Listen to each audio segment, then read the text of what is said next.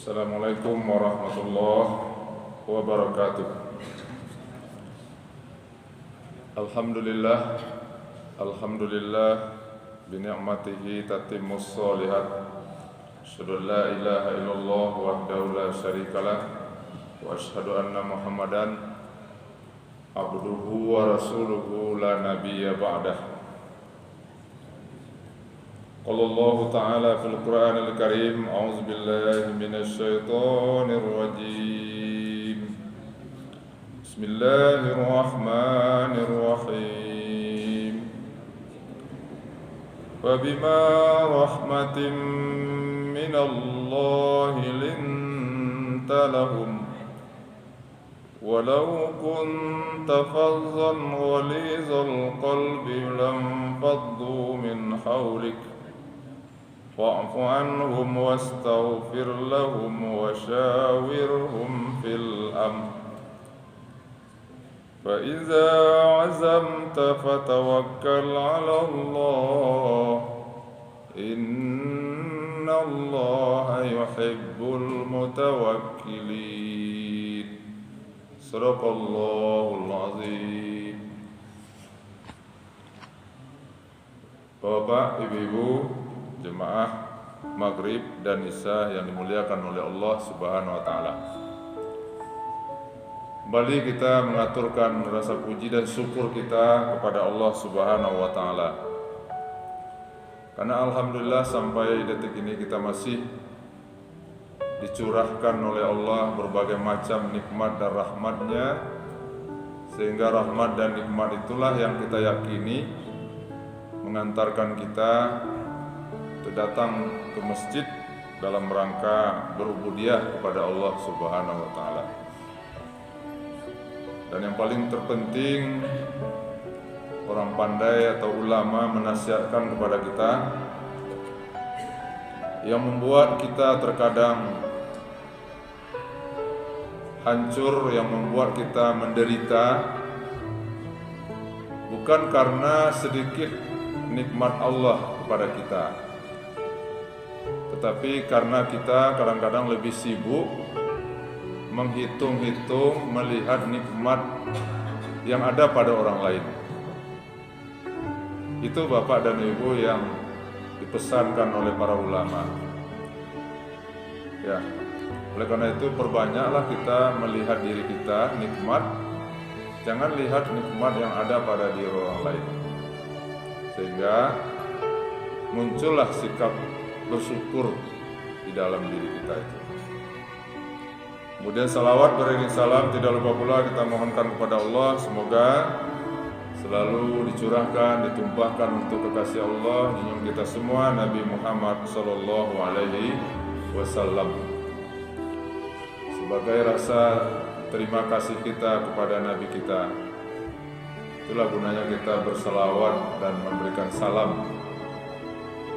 Nabi itu sudah dijamin Bapak dan Ibu masuk surga. Tidak kita doakan pun dia sudah dijamin. Tapi salawat dan salam itu adalah sebagai rasa syukur terima kasih kita kepada Nabi. Kalau bukan karena Nabi Muhammad, kita tidak tahu entah siapa yang kita sembah. Itulah bagaimana jasa Nabi Muhammad kepada kita, memperkenalkan kepada kita Islam. Di dalam Islam itu ada akidahnya, tauhid, ada hukum ibadahnya, dan ada akhlak atau ihsannya. Bapak dan Ibu, jemaah yang dimuliakan oleh Allah Subhanahu wa Ta'ala. Baik, sebagai landasan pengajian kita menjelang Isya, kita bacakan tadi firman Allah di dalam surat Ali Imran ayat yang ke-159. Kalau bisa nanti kita lanjutkan ayat 160-nya. Yang perlu juga kita artikan. Kata Allah, "Fabima rahmatim minallahi lintalahum." maka disebabkan rahmat dari Allah, maka engkau akan berlemah lembut kepada sahabat-sahabatmu.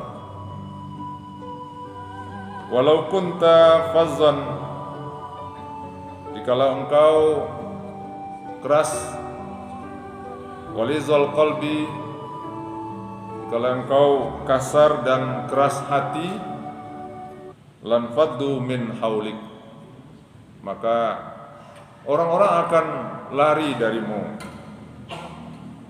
Fa'fu anhum, karena itu maafkanlah mereka, wastaghfir lahum, dan mohonkan ampun buat mereka, wasyawirhum fil amri, dan bermusyawarahlah dengan mereka.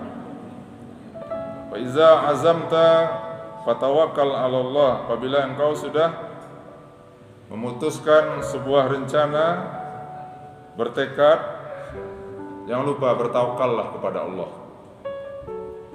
Innallaha yuhibbul mutawakkilin, sesungguhnya Allah mencintai orang-orang yang bertawakal. Bapak dan Ibu, ayat yang ke-159 ini kalau kita beri judul, kita beri judul ya. Apa judulnya? Yaitu beberapa prinsip-prinsip di dalam kita bermasyarakat. Prinsip itu artinya sesuatu yang harus kita pegang teguh, ya, nilai-nilai yang harus kita pegang kokoh di dalam kita bermasyarakat ini. Nah, kita hidup tidak sendirian gitu.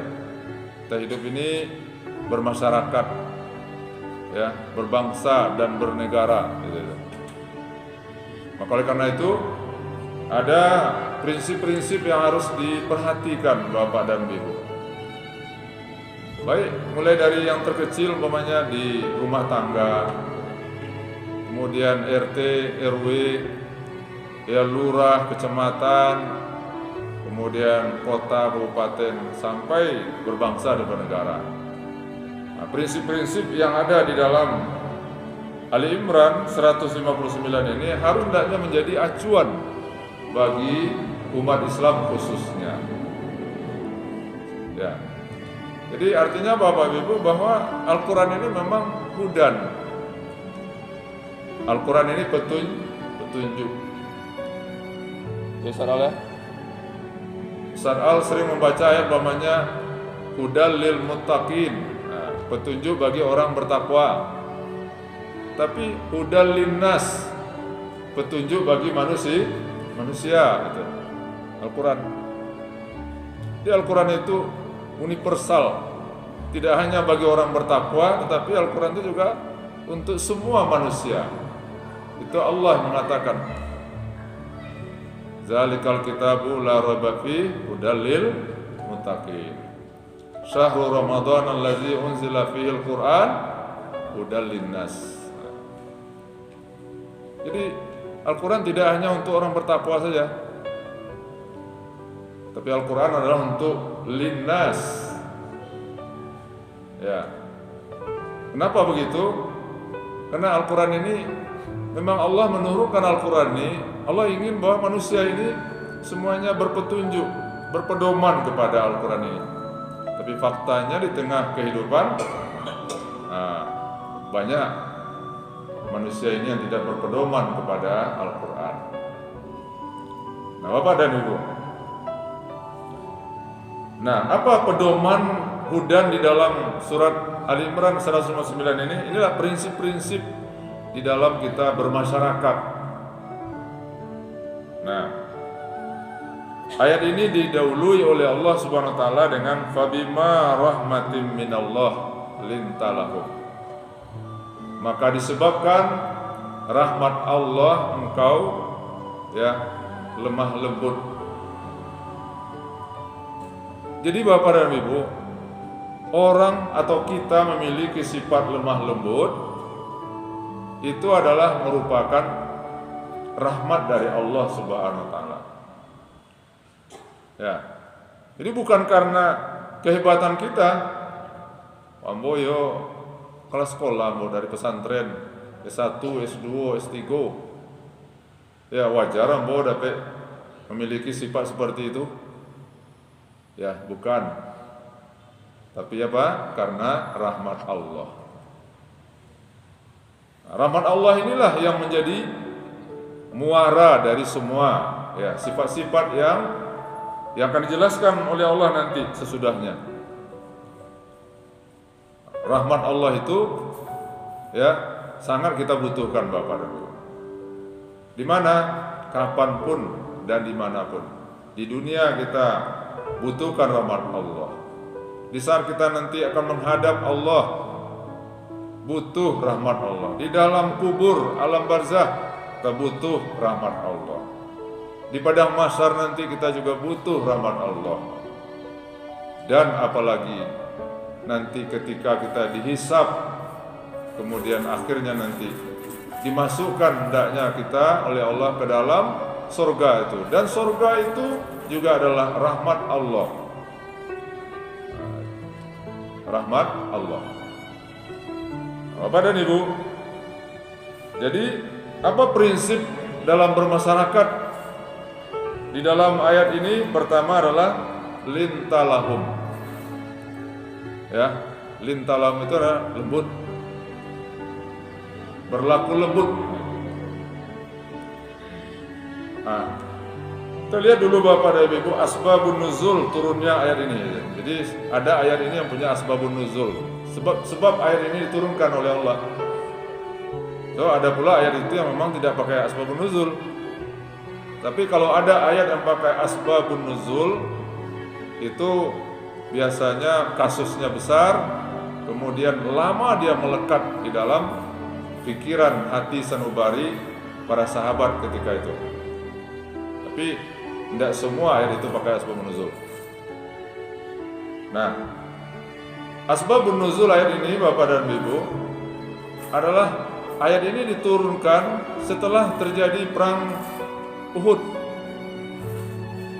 Nah, Bapak dan Ibu yang sudah pergi haji umrah bisa membayangkan ya perang Uhud, Bukit Uhud.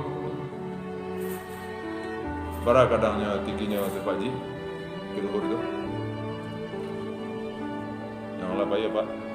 Lai setinggi mungkin apa Kitui, rendah. Kita ya rendah. Nah, jadi perang Uhud itu namanya perang yang terjadi di sekitar Uhud itu. Ya. Kenapa terjadi perang itu? Perang ini didasari karena orang-orang kafir Quraisy di Mekah mereka sakit hati, dendam. Ibu, dendam orang kafir Quraisy karena di perang Badar mereka kalah tahun kedua Hijriah itu. Kalah mereka.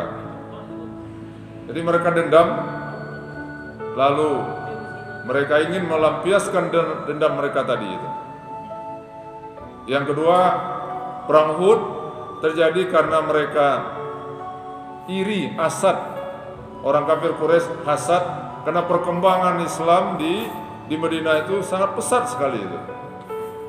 Pemain majunya berkembang dengan pesat Islam di kota Madinah. Sakit hati mereka itu Pak. Sudahlah kalah dalam perang, kemudian Islam berkembang. Nah, lalu terjadilah perang Uhud itu tadi. Nah, perang Uhud itu Bapak dan Ibu, itu tidak serta-merta saja Nabi memerintahkan, kita perang di Uhud menghadapi orang kafir Quraisy, tidak. Tapi Nabi bermusyawarah, nanti ada musyawarah nanti. Dimusyawarahkan oleh Nabi, ya. Lalu kesepakatannya kita menghadapi orang kafir Quraisy itu di sekitar Uhud. Terjadilah perang. Berapa jumlah pasukan kafir Quraisy? 3.000. Umat Islam 1.000. Tahun ketiga Hijriah ya. Jadi kafir Quraisy 3.000, sahabat 1.000. Tapi disarankan sampai di Bukit Uhud tadi, di TKP, rupanya ada orang munafik ya, yang masuk menyelusup ke pasukan Nabi, namanya Abdullah bin Ubay. Nah, itu orang munafik. Dipengaruhilah oleh Abdullah bin Ubay ini, sehingga 300 orang itu membelot dengan provokasi daripada Abdullah bin Ubay lah itu. Ditakut-takutilah itu. Ya kan? Nanti panjang cerita itu Bapak Ibu. Orang-orang membelot ini nanti juga dihukum oleh Allah. Nah, 300 orang, tinggal lagi 700. 700 inilah dibagi oleh Nabi. Ini Nabi itu ahli strategi, Pak. Ya.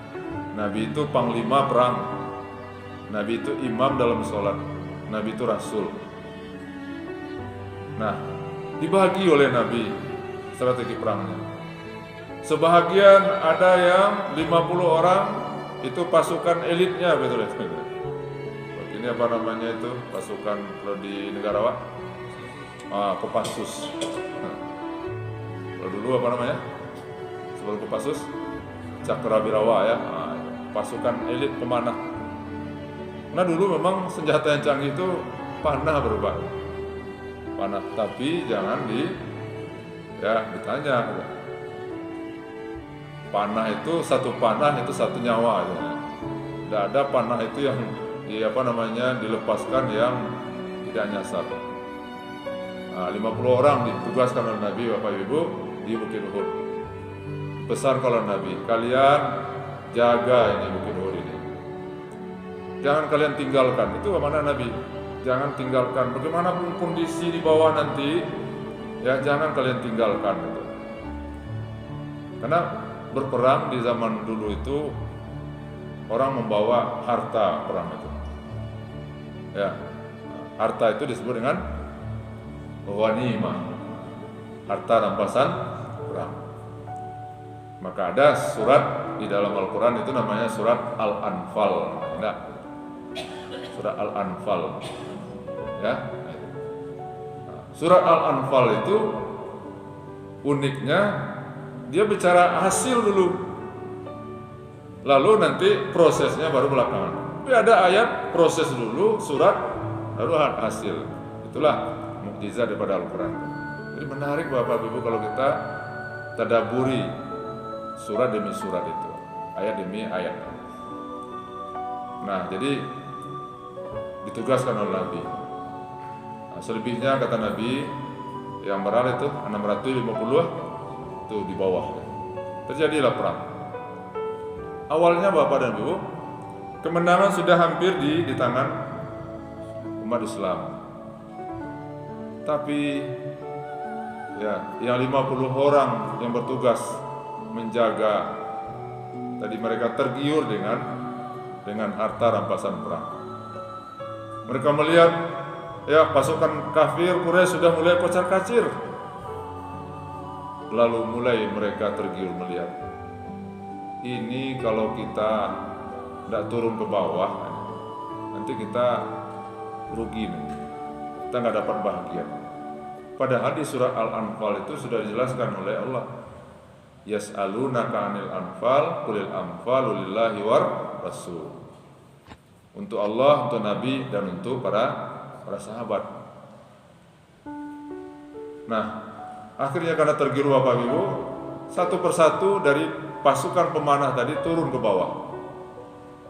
Nah, ada seorang sebelum dia masuk Islam ya, namanya Khalid bin Walid. Nanti dia setelah masuk Islam dia menjadi pemimpin pasukan perang. Gitu. Dilihatnya ini di Bukit Uhud sudah mulai lengang ini. Ya, mulailah dia berbalik arah, kemudian dia naik ke Bukit Uhud, lalu dia serang pasukan Islam yang ada di Bukit Uhud tadi. Kemudian dari Bukit Uhud itulah ya Khalid bin Walid dengan pasukannya memanah ya para sahabat Nabi. pendek cerita, kan di dalam perang Uhud itu Nabi sampai terluka. Ya. Jadi di dalam perang Uhud itu 70 orang sahabat Nabi yang gugur menjadi syahid. Ya. Kenapa? Karena adanya ketidakpatuhan dari sebagian sahabat kepada instruksi dan komando dari Nabi. Nah, Bapak dan Ibu, tapi kita berhati-hati Pak. Begitu sahabat itu ada pula pengkhianat, hati-hati. Ya, sahabat itu, generasi sahabat itu sudah dipuji oleh Nabi. Khairul qurun qarni, sebaik-baik zaman adalah zamanku. Summal ladzina yalunahum, kemudian zaman sesudahku, zaman sahabat. Summal ladzina yalunahum, kemudian zaman sesudah sahabat, tabi'in. Itu yang disebut dengan generasi namanya salafus soleh. Salafus soleh itu artinya generasi yang terdahulu, sahabat, tabi'in, tabi'in, sekitar 250 tahun. Itu generasi yang terbaik. Nah, Bapak dan Ibu, lalu 70 orang dari sahabat Nabi terbunuh, termasuk ketika itu paman beliau Hamzah. Nah, untung Allah Subhanahu wa taala menyelamatkan Nabi dan para sahabat. Kabarnya perang Uhud itu terjadi 7 hari, lama 7 hari Pak. Jadi perang itu tidak sehari selesai, 7 hari. Ya. Nah, kemudian orang kafir Quraisy pulang ke Mekah, sahabat Nabi kembali ke pusat kota Madinah. Nah, cobalah Bapak Ibu, bayangkan Bapak Ibu, kalau awak sebagai pemimpin tuh Pak pada itu, apa kira-kira yang akan disabui di pemimpin itu? Mungkin kata-kata yang keluar itu mungkin kata-kata yang keras, enggak? Tapi diturunkan oleh Allah Subhanahu wa taala ayat ini kepada Nabi supaya apa? Nah, karena ini baru tahun ketiga, perjuangan masih jauh. Diturunkan oleh Allah ayat ini untuk apa? Untuk menetralisir suasana hati Nabi Muhammad, dan juga termasuk kepada para sahabat. Siapa yang tidak akan marah, Bapak Bu? Siapa tidak akan kecewa? Orang nawak pimpin itu tidak patuh, ya kan? Ada yang tidak mendengarkan nasihat, perintah, gitu. Nah, maka Allah turunkan ayat ini untuk membentengi Nabi, gitu. Ya, supaya apa? Supaya Nabi tidak marah-marah kepada sahabat. Ya. Lalu Bapak Ibu, di dalam sebuah buku tafsir itu dijelaskan begini. Jadi setelah beberapa hari sesudah perang Uhud tadi, sahabat itu terus pergi ke masjid. Lalu sahabat itu Bapak Ibu, mereka menunggu di masjid, menunggu kehadiran Nabi. Ya. Mereka berpikir ini kalau Nabi akan marah-marah sama kita, Nabi akan memarahi.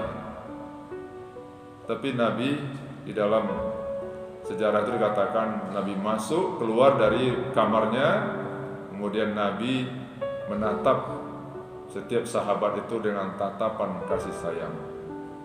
Padahal sahabat-sahabat ini beranggapan kalau Nabi kok marah berang. Nah, lalu Nabi duduk. Setelah itu Nabi lihat setiap sahabat itu. Nah, kenapa seperti itu Bapak Ibu? Ini Allah katakan, "Fabima rahmatin minallahi lintalahum." Ya. Karena dengan rahmat Allah engkau hendaknya berlaku lemah lembut. Nah, lalu Nabi duduk, barulah Nabi memulai pembicaraannya dengan kewibawaan Nabi, dengan karisma Nabi. Ya. Sahabat mulai lega. Ternyata dari awal pertengahan Nabi tidak marah-marah Bapak. Ya, Nabi tidak ada nadanya yang keras pada sahabat. Tidak ada Nabi menyalahkan para sahabat gitu. Padahal patut Nabi itu marah gitu kan. Tapi Nabi tidak melakukan seperti itu. Mulailah Nabi kembali mengevaluasi. Jadi dievaluasi oleh Nabi penyebab kekalahan di dalam perang Uhud itu. Nah, Bapak dan Ibu, apa artinya bahwa prinsip pertama kita di dalam bermasyarakat itu yaitu lintalahu. Harus berjuang lemah lembut. Dan itu Nabi Muhammad SAW tidak sekali dua kali, berkali-kali Bapak Ibu Nabi Muhammad itu menampakkan sikap lemah lembut Nabi itu. Baik kepada lawan apalagi kepada kawan, baik kepada musuh apalagi kepada sahabat-sahabatnya. Sedangkan kepada musuhnya saja Nabi itu berlaku lemah lembut. Pernah suatu ketika Bapak dan Ibu datang seseorang ibu-ibu kepada Nabi, ada mengatakan agamanya kafir, membawa beberapa buah-buahan. Dengan setengah memaksa, lalu ibu ini minta kepada Nabi, "Ya Rasulullah, makan ya Rasulullah." Bawakan mungkin limau, ada yang mengatakan buah jeruk, ada yang mengatakan apel ya.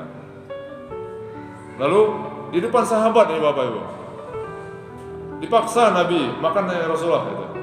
Nabi makan satu, kemudian ambil lagi yang kedua, kemudian yang ketiga. Nah, setelah habis buah-buahan itu, lalu si ibu ini dia merasa puas, kemudian dia meninggalkan Nabi. Nah, setelah itu datang sahabat kepada Nabi, "Ya Rasulullah, biasanya engkau kalau dapat hadiah makanan engkau bagi-bagi kami. Kenapa kali ini engkau tidak bagi kami?" Nah, perhatikan Bapak Ibu jawaban dari Nabi. "Tahulah sahabatku," kata Nabi. "Tahu enggak kalian bahwa buah jeruk yang dikasih oleh ibu tadi dia tidak manis, tapi asam. Kalau seandainya saya makan kemudian saya kasih kepada kalian di saat ibu ini masih ada, maka kalian pasti akan marah kepada ibu ini." Iyalah, karena sahabat itu Bapak Ibu tidak mau, mereka tuh tidak rela kalau Nabi itu disakiti dan segala macam. Pasti kalian akan marah. Kalian mungkin marah kata-kata ibu-ibu ini, "Limau asam yang kalian lagi ke Rasulullah." Lalu apa? "Aku tahan," kata Rasulullah. Dan Rasulullah tidak menampakkan ekspresi bahwa jeruk itu asam, dan nampakkan Rasulullah. Itulah akhlak dari Rasulullah. Bagaimana Rasulullah itu mampu menjaga hati orang, menjaga suasana hati orang, baik dalam kata-kata maupun dari perilaku Nabi itu. Nabi itu tidak mau melukai hati orang lain. Jadi istilahnya Nabi itu tidak bakal lama hati, itulah itu sifatnya yang menonjol itu. Samalah dengan Nabi Allah, yaitu Nabi Ibrahim alaihissalam. Tidak enak hati. Nah, pernah juga satu ketika Bapak Ibu Nabi didatangi oleh seseorang Arab Badui, orang Arab pedesaan, orang-orang keras. Nabi itu kan pakai model sorban lah gitu. Ditariknya itu sorban itu keras-keras, kemudian sehingga membekas di leher Nabi. Ada sahabat melihat seperti itu marah. Nabi senyum, tidak nampak ekspresi marah dari Nabi itu Bapak Ibu. Inilah fabima rahmatin minallahi lintalahu. Ternyata Bapak Ibu, sifat lintalahum Nabi itu mempengaruhi Bapak Ibu, mempengaruhi dari cepatnya penyebaran Islam ini. Nah, sahabat setelah melihat Nabi seperti itu, lalu sahabat itu mulai tenang nanti sahabat tadi. Itu awak tidak dimerangi dari Nabi. Padahal kesalahan cukup besar, fatal. Nah ini tujuan Allah SWT menurunkan ayat ini adalah untuk mengantisipasi, atau dalam istilah ulama tafsir namanya inilah pendidikan dari Allah kepada Nabi Bapak. Jadi dalam hadis kan Nabi mengatakan ini, Pak, ada bani Rabbi fa ahsana ta'dibi. Aku ini dididik oleh Tuhanku dan pendidikan Tuhanku itu yang terbaik. Jadi memang Nabi itu ya gurunya adalah ya Allah Subhanahu wa taala. Jadi ini bisa kita kembangkan Bapak Ibu. Tidak hanya untuk Nabi, tentu pesan ini untuk Nabi, tapi untuk kita semua. Dalam kita bermasyarakat, berbangsa dan bernegara, bahwa kita perlu memiliki sifat apa namanya, lemah lembut, lin namanya. Ya. Jadi ini yang pertama, pemimpin dia perlu memiliki sifat lemah lembut. Ya, tegas perlu, tapi apa nak? Lemah lembut, bukan kasar, tapi lemah lembut. Aduh, istilah Bapak dan Ibu, posasi embo, tolong diluruskan itu nak. Tapi tidak ada niat istilahnya untuk apa namanya, hanya perbandingan aja.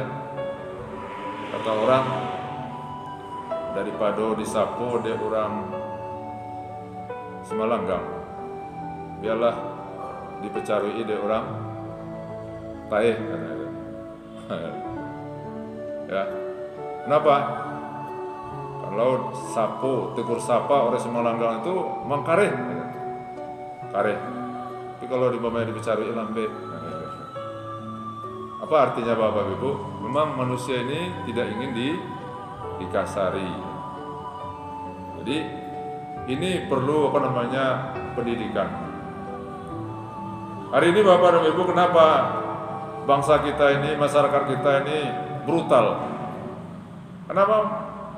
Ya, para pemimpin kadang-kadang tidak mencontohkan, memberikan teladan kepada rakyat sebagian. Ya, tambah lagi mungkin pendidikan di sekolah, di masyarakat, gitu. Tapi alhamdulillah, syukurlah Bapak dan Ibu, nak, kini di sekolah-sekolah ya tidak boleh lagi istilahnya memukul. Ya, kalau dulu kan semasa apa aja ya. Ya, kalau salah sekate pang gitu. Ya, dikasih hukuman gitu. Kalau kini tidak boleh leh. Ya, kena HAM itu ya. Kena HAM.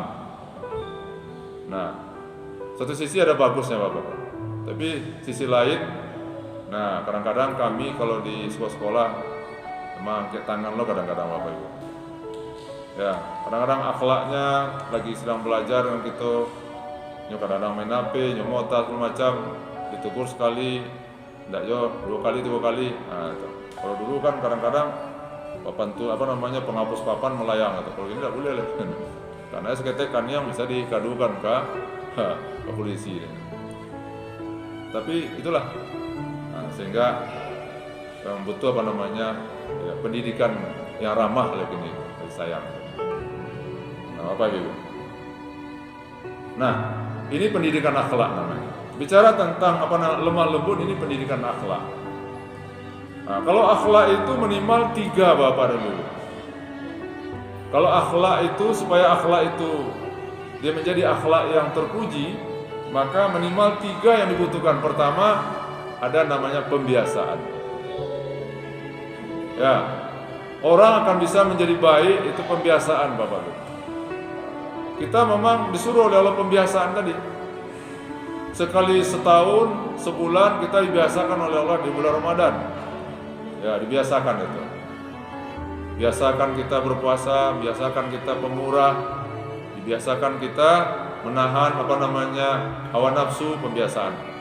Nah, 11 bulan ini itulah apa namanya aplikasinya. Jadi nonsen atau mustahil kalau seandainya nilai-nilai kebaikan itu kalau tidak ada kebiasaan. Allah bisa karena terbiasa. Ini pembiasaan. Nah, mulai dari rumah tangga dibiasakan.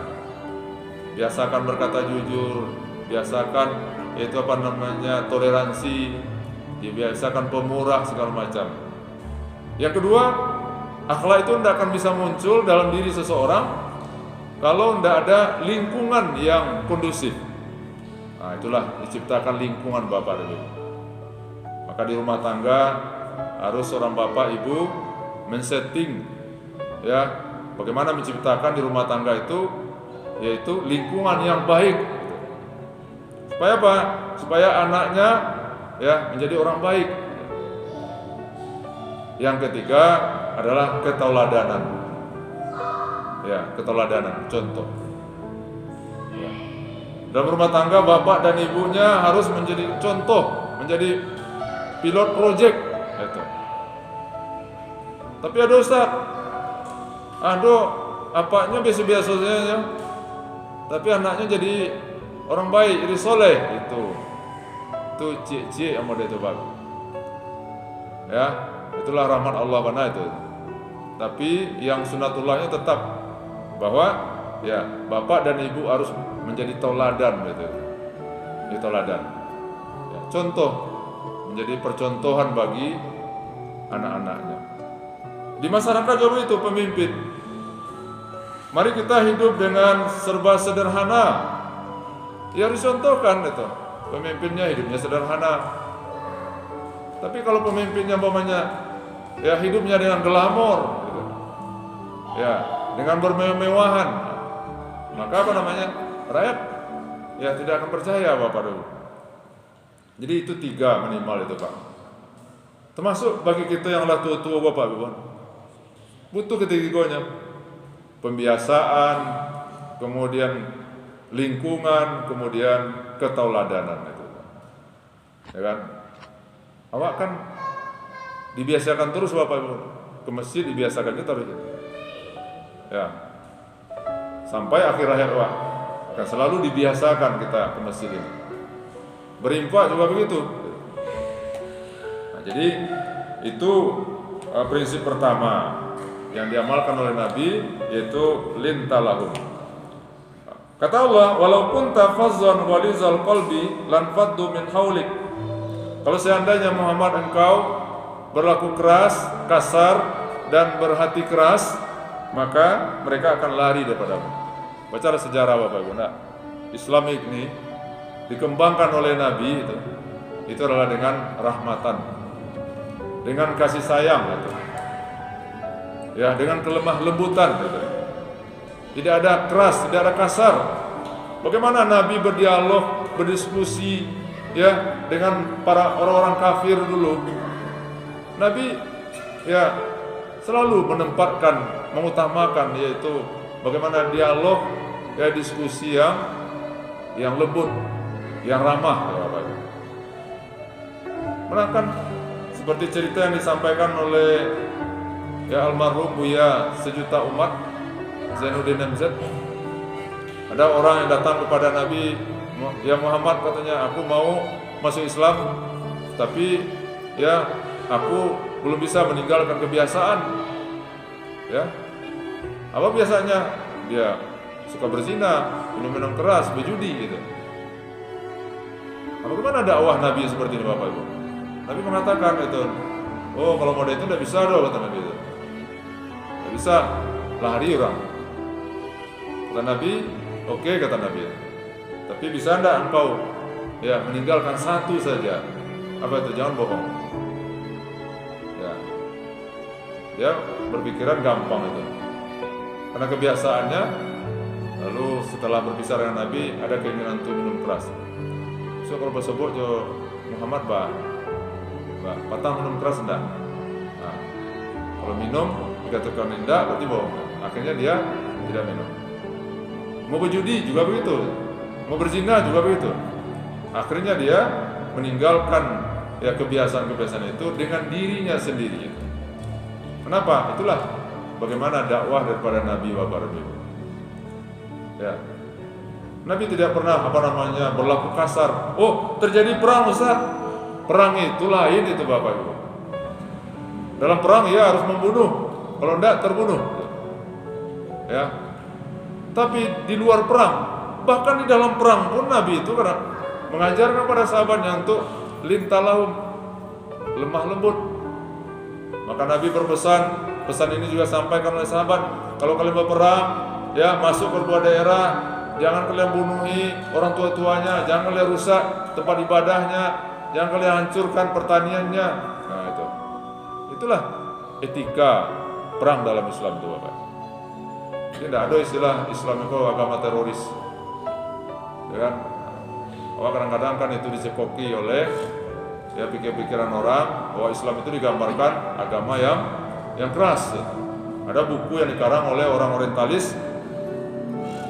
Buku itu gambar seseorang di tangannya pedang, tangan kanan pedang, tangan kiri Al-Quran. Jadi seolah-olah Nabi Muhammad itu menyebarkan Islam ini dengan pedang, dengan kekerasan itu. Tidak. Mari kita coba baca-baca lagi Bapak dan Ibu, bagaimana sejarah Nabi itu. Ya kan?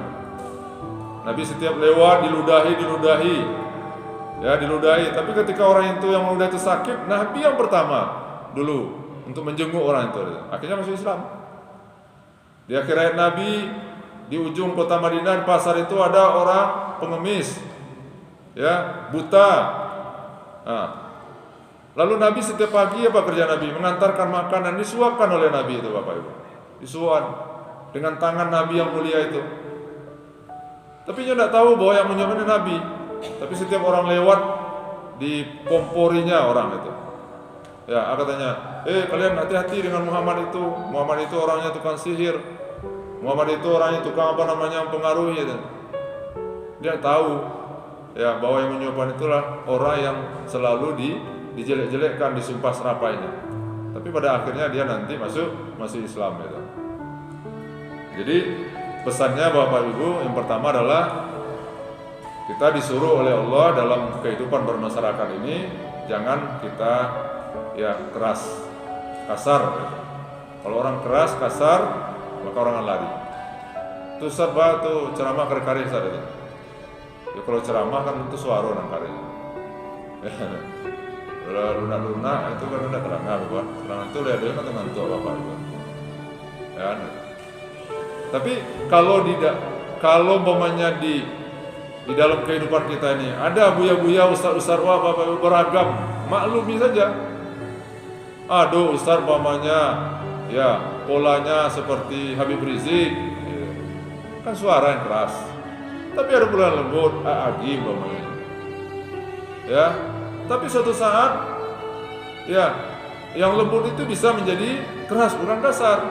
Dulu ada almarhum Arifin Ilham. Aduhnya saatnya lembut tapi keras. Ketika umpamanya terjadi penghinaan dari Ahok dulu tentang Al-Maidah kan, keluar pula pernyataan-pernyataannya yang tegas-tegas, yang keras-keras gitu. Itulah dinamika Bapak Ibu. Di kalangan sahabat itu juga beragam. Ada sahabat yang bukan main lembutnya itu. Siapa itu Pak? Abu Bakar. Tapi ada sahabat yang tegas keras, Umar bin Khattab. Dijenjengnya sampai dijenjengnya kerah baju orang diangke itu. Umar itu badannya kadang tinggi. Umar kalau naik kuda Bapak Ibu kakinya sampai ke caca ke tanah. Ada sahabat yang bernama Utsman bin Affan, ada sahabat bernama Ali bin Abi Thalib. Tapi tetap mereka ini dalam kaidah seperti ini tadi. Jadi yang pertama prinsip dalam kita bermasyarakat adalah jangan keras, jangan kasar, tapi adalah lintalahum, yaitu berlaku lemah lembut kita.